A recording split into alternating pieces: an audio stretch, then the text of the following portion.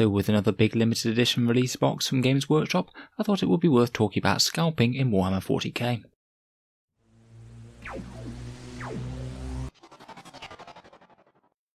Hello and welcome back to Auspex Tactics for another discussion corner type video, where we're going to talk about scalping in Warhammer 40K, a bit about what exactly it means, and the various perspectives of the people who are trying to buy the products, the scalpers themselves, and of Games Workshop. In general, it's quite common practice for Games Workshop to release limited edition style codexes and box sets, either as quite a major release as with this Indomitus set, or just having various different books with different fancy cover art, and maybe a few little quality extras included that particular fans of the faction might want to pick up just to buy something extra special for a book that they've been particularly waiting for or are planning on getting a lot of use out of. Unfortunately, these limited edition type things often have a knack of selling out very quickly and then popping up shortly after on eBay, sometimes for several times more than the price that Games Workshop was selling them for.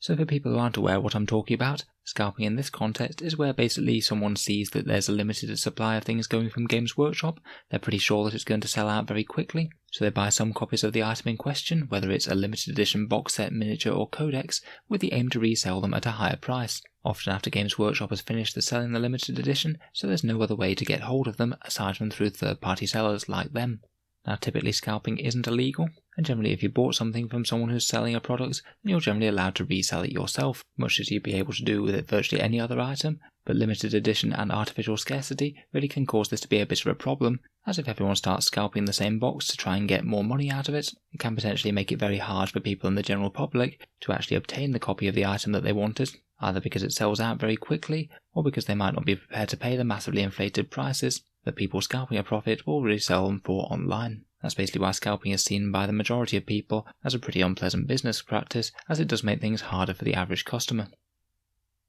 Basically from the point of view of people who actually want to buy the product, it means if there were a very limited amount of a certain product, and anyone was allowed to buy as many as they wanted, then it would make total sense for someone who's trying to scalp them and get a massive profit to just buy literally all of them as soon as possible. It's massively in the interest of any one person who's trying to do this to be absolutely on it with the timing, and they could afford to be right there ready and waiting at the computer just as soon as it goes on pre-order, and then snap up as many sets as possible if they're completely unrestricted. Most people without a massive financial reward for it just don't have that sort of flexibility. Not everyone pays perfect attention to when the release date of certain products are coming out. They might just be aware of it and think, oh, I'll pick one up when it comes out, and then maybe be left disappointed if they're all gone. Also, websites might crash and go down, particularly if there's excess traffic because everyone's trying to get there as soon as possible. Or people might be working or just not be free that day, so they can't just sit there and refresh the web page to try and get things when they start selling. If you do miss out because there weren't enough of them made, or because scalpers were allowed to buy as many as they wanted, you then have the choice between just not getting the item that you perhaps really wanted,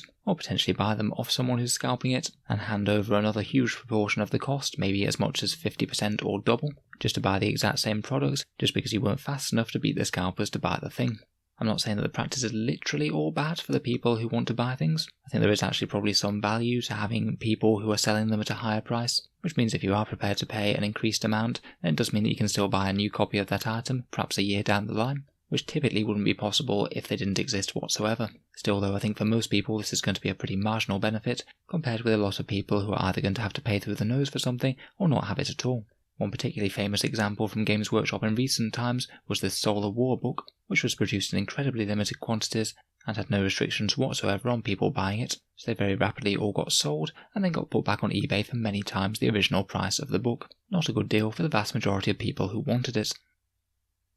Let's look at it from the point of view of the people actually doing the scalping now, who, if they are doing these sort of things, would very much argue that they're just taking advantage of supply and demand, and they're not prohibited from buying things to resell later by the law, and if a company doesn't have any sort of policies to stop them doing so, then they're within their rights to do so. Unless they are doing particularly dodgy things, such as creating fake accounts to get around limits of the amount of boxes that can be taken in an order, then it is kind of hard to argue from any sort of rules perspective why they shouldn't do, other than saying it's a pretty unhelpful move for the community as a whole. One problem with this though is that if any one scalper behaves a bit more responsibly and doesn't take advantage of this, then it's quite likely that they're just handing more sales to the people who will. If people are allowed to abuse a system like this, really there needs to be something in the rules to stop them. It's just not going to work to ask literally everyone who's buying and selling things online to play nice.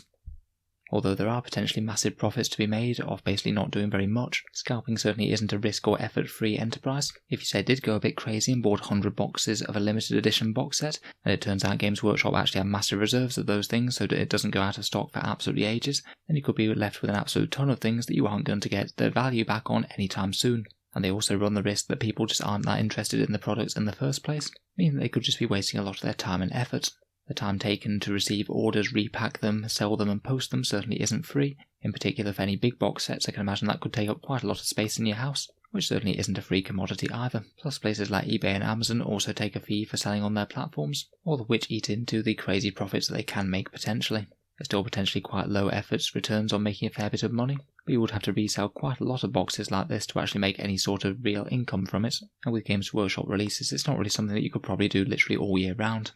Additionally, scalping certainly isn't a black or white area saying that this is and this isn't. There are definitely all sorts of grey areas to it. People seem to be far more tolerant of people reselling at very smaller markups compared with say double the price, even if really price is just driven by supply and demand, and isn't necessarily really tied to the price that Games Workshop gives for a product when it's sold. There's also the grey area of breaking up the kit. Say if you bought the Indomitus box and then sold all the units individually, you are potentially adding a fair bit of value to the kit by allowing people to buy the individual units, rather than having to choose between buying a massive £125 kit or missing out on just that one unit that you did want. Personally, I'm not too against people doing this for other type boxes. It's something that I've used in the past to buy some Dark Angels Ravenwing bikes from the Dark Vengeance box set from 6th edition. It was quite handy to be able to just pick them up on the internet without having to buy an entire box. In general, I think that whether or not we like it, scalpers are going to be there, provided the rules basically allow them to do their thing unopposed. I think it really mainly falls to the original manufacturer, as in Games Workshop, to do something about excessive scalping if it does rear its head too often.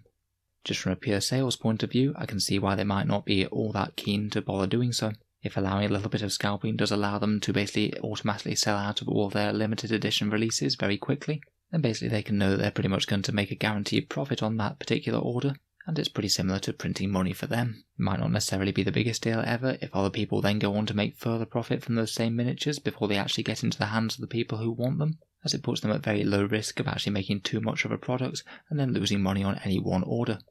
On the other hand though, if people are making profits from scalping miniatures, then it does mean that that is some profits that aren't going to Games Workshop, so I think with their limited edition releases they are incentivized to try and cut into this, even if they perhaps don't eliminate it completely.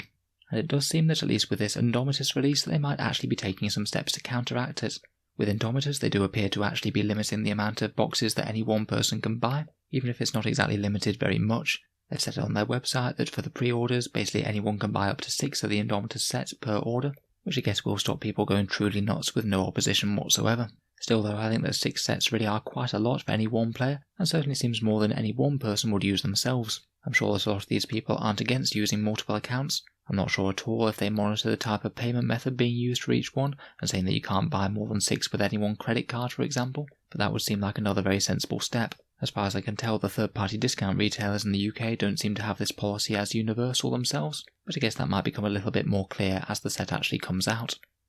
As well as limiting the amount that any one person can buy, of course the other way to help combat limited edition scalping is literally just to make enough of the limited edition set that it's not going to be too restricted in the first place, or perhaps just commit to doing multiple runs of the same box, where if it does sell out very quickly, then they can maybe bring it back a few months later, to give everyone else a second chance at getting the same box, much as they did with the Sisters of Battle army set. I would be very surprised if they haven't made a serious amount of this Indomitus box. They've been basically hyping it for an entire month or more, and they must know that a big good value launch set for their most popular game is going to shift many thousands of copies of this thing. I'm sure they will be trying to estimate so they manage to get enough to supply demand to allow themselves to maximally cash in on this massive release with a ton of cool new miniatures. To be honest, they would just be throwing away money if they did anything otherwise. Just as a rumour, I've heard people say that they've made literally over 1 million copies of this thing, and if that is true, then that certainly bodes well for everyone being able to get their hands on one. I'm still going to be ordering them very quickly myself, just to be on the safe side. So I hope you've enjoyed the brief discussion around the subject. If you've got any other thoughts on the subject of scalping, or if you want to correct anything that I've said in this video, please let me know down in the comments. It'll be certainly interesting to hear your ideas. I think that in general though, while Games Workshop does do limited edition releases, scalping is always going to happen to some extent, and it really is up to them exactly how much they let them get away with. If you've enjoyed the video, then feel free to subscribe to Auspex Tactics for other similar videos. And if you have been enjoying my content recently, I'd just like to mention that I do have a Patreon page which is down in the video description below. Making all of these videos does take quite a bit of time, so if you have been enjoying regularly recently, then any support is massively appreciated. In addition to helping keep the videos coming, channel patrons get to see one video per week early, there's regular polls for what sort of content you'd like to see next on the channel, and there's a prize draw each month, such as at the start of August where we're giving away 3 copies of the Indomitus box set. Each patron is entered into that prize draw automatically, though you can also enter on Facebook. If any of that sounds good to you, or you'd just like to help support the channel, then the link is down in the video description. In any case, a massive thank you for listening, and I'll hope to see you guys next time.